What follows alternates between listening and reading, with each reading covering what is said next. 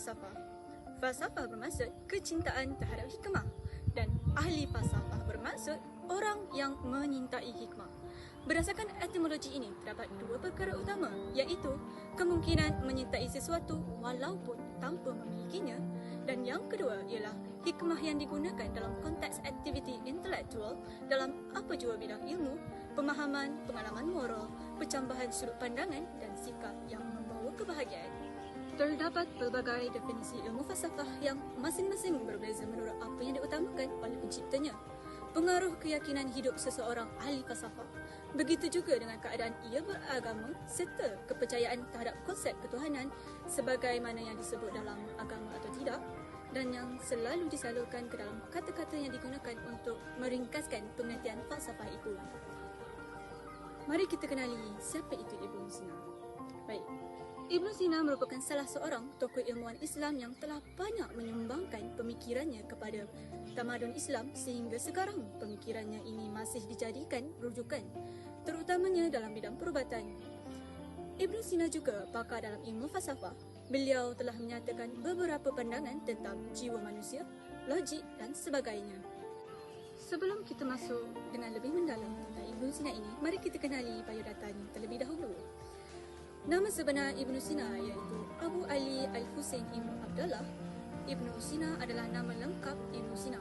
Beliau berbangsa Parsi dan dilahirkan pada tahun 370 Hijrah bersamaan 980 Masihi dan wafat ketika 428 Hijrah bersamaan 1037 Masihi, bertempat di Isfahan berdekatan dengan Bukhara iaitu Turkistan. Ayahnya bernama Abdullah yang berasal dari Bait, seorang gubernur di zaman kerajaan Samaniyah. Ibn Sina lebih dikenali di barat dengan nama Avicenna. Macam mana dia punya sikap Ibn Sina ini? Kepribadian beliau iaitu yang pertama, tekun mempelajari ilmu. Beliau pernah membaca buku berkenaan metafizik karangan Aristotle sebanyak 40 kali. Yang kedua, taat beragama. Beliau sentiasa berdoa kepada Allah terutama apabila menghadapi kebuntuan, dan beliau juga sering pergi ke masjid untuk mendapatkan ilham dari Allah Subhanahu Wa Taala. Yang ketiga, beliau percaya beliau adalah seorang yang pintar dan berjaya menguasai pelbagai ilmu nakliah, yakni bermaksud ilmu agama ketika berusia 18 tahun. Dan yang terakhir, berkreatif. Beliau telah melakukan pelbagai penyelidikan dan menghasilkan karya dalam pelbagai bidang. Latar belakang tokoh ilmuwan Ibn Sina adalah sejak kecil lagi beliau sudah mempelajari bahasa Parsi dan Arab. Seawal 10 tahun, beliau sudah menghafal kitab Al-Quran, dan pada seawal 16 tahun, beliau mempelajari ilmu falsafah seperti logik dan politik daripada guru beliau iaitu Abu Abdillah An-Natili. Dan pada ketika itu, beliau dilantik sebagai Perdana Menteri sebanyak 2 kali dan menjadi ahli pemerintah Syamsul Ad-Daulah di Hamadan. Kematian pemerintah tersebut telah menyebabkan beliau dipenjara sebanyak 4 bulan. Sepanjang tempoh beliau di penjara, beliau telah menghasilkan 3 buah buku. Setelah beliau dibebaskan, beliau kembali ke tempat kelahirannya dan berkhidmat sebagai doktor perubatan. Kecintaan beliau terhadap ilmu membuatkan diri beliau untuk terus meneroka ilmu falsafah dan ilmu. Sumbangan Ibn Sina yang pertama iaitu dalam bidang psikologi. Ibn Sina merupakan seseorang yang telah memulakan syarat-syarat dalam neuropsychiatry, iaitu daripada khayalan, penyakit anjing gila, mimpi ngeri, kemurungan, lumpuh, strok, gayat dan gegaran. Beliau juga telah menyediakan beberapa kaedah rawatan. Ibn Sina telah menemui ilmu yang dikenali sebagai psikosomatis, iaitu berkaitan antara psikologi dengan kesihatan. Ibn Sina juga telah menjelaskan pentingnya emosi dalam memulihkan individu yang mengalami gangguan psikologi. Minatnya yang mendalam dalam bidang yang berkaitan dengan kesan akal ke atas jasad menyebabkan banyak daripada karyanya berkisahkan gangguan psikologi. Yang kedua iaitu ilmu logik. Logik berasal daripada perkataan Yunani iaitu logos yang bermaksud pemikiran, penyataan dan pengucapan. Ibn Sina menyatakan bahawa logik merupakan kunci falsafah pencarian ke atasnya merupakan kunci kebahagiaan manusia. Logik membantu menarik konsep-konsep dan penilaian yang belum diketahui dari konsep-konsep dan penilaian-penilaian yang sudah diketahui sehingga meningkatkan pengetahuan kita. Sebagaimana menurut Ibnu Sina, pengetahuan dapat dicapai melalui penggunaan logik.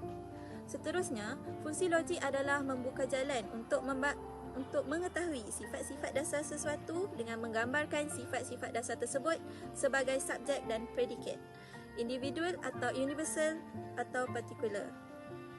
Seterusnya, tujuan utama logik adalah menyediakan kita beberapa aturan yang akan menguatkan kita supaya tidak melakukan kesalahan penalaran. Ini jelas menunjukkan bahawa logik tersebut merupakan sistem formal dan tidak berkait dengan kebenaran atau kesalahan. Yang terakhir, ilmu pengetahuan didasarkan atas pengalaman dan penalaran. Ilmu pengetahuan merupakan objek, pertanyaan dan premis-premis. Ilmu pengetahuan yang berbeza mempunyai kedudukan hierarki yang sesuai dengan objek bahasanya, di mana perkara yang lebih abstrak berada di kedudukan paling tertinggi. Logik mempunyai persamaan khusus dengan matematik. Tetapi menurut Ibnu Sina, ilmu matematik memiliki kapasiti yang dibentangkan oleh deria dan dikawal oleh imajinasi. Sementara itu, ilmu logika hanya wujud dengan intelektual murni. Oleh itu, ilmu logika lebih formal daripada matematik sehingga kedudukannya lebih tinggi daripada Ibnu Sina dalam bidang falsafah yang seterusnya ialah kritikan pemikiran Ibnu Sina. Ibnu Sina pernah mengkritik pandangan Aristotle tentang bintang menerima cahaya dari matahari. Menurut pandangan Ibnu Sina, bintang adalah diri bercahaya, bermakna bintang memantulkan cahayanya sendiri. Selain itu, Ibnu Sina berpendapat bahawa matematik boleh digunakan untuk mengenal Tuhan. Pandangan seumpama itu pernah dikemukakan oleh ahli falsafah Yunani seperti Pythagoras untuk menghuraikan mengenai sesuatu kejadian.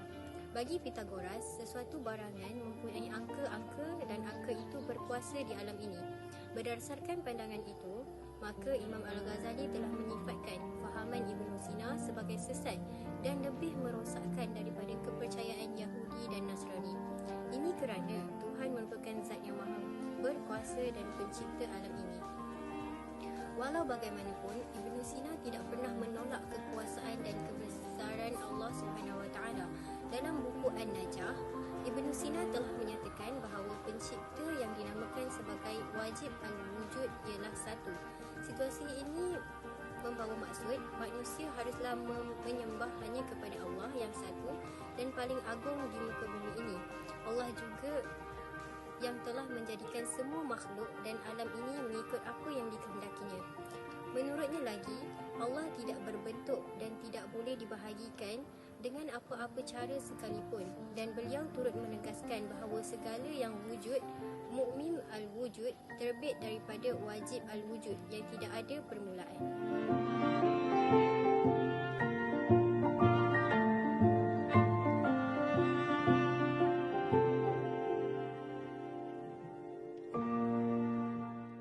Dalam bidang falsafah masih digunakan sehingga hari ini. Antaranya Kitab Asy-Syifa dan Kitab An-Najat.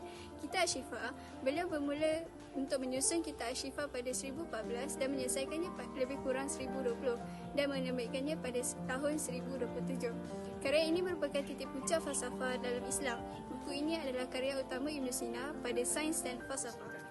Asy-Syifa terdiri daripada 18 jilid yang membincangkan tentang fizik, metafizik, logik dan matematik dalam perbahasan Latin. Kitab ini dikenali dengan nama Sanatio dan Sufficienta. Hal ini dipengaruhi oleh ahli falsafah Greek kuno seperti Aristotle, Yunani pemikir seperti Ptolemy, sebelumnya Parsi dan ahli sains Muslim, dan ahli falsafah seperti Al-Khindi, Al-Farabi dan Al-Biruni. Ringkasan kajian dalam Asy-Syifa juga dimuatkan dalam buku An-Najat, khusus mengulas tentang fizik dan metafizik dan dicetakkan di sebuah percetakan batu di Tehran. Manakala, bidang logik dimuatkan dalam buku Al-Buhran dan diterbitkan pada tahun 1954 di Kahirah. Kemudian, kitab An-Najat. An-Najat ialah kitab yang merupakan kitab yang mengandungi ringkasan daripada kitab Asy-Syifa. Kitab ini ditulis oleh Ibnu Sina untuk para pelajar yang ingin mempelajari asas ilmu hikmah. Selain itu, buku ini juga secara lengkap membicarakan tentang pemikiran Ibn Sina. An-Najat terdiri daripada 3 bahagian iaitu logik, fizik dan metafizik yang dipersiapkan sendiri oleh Ibn Sina.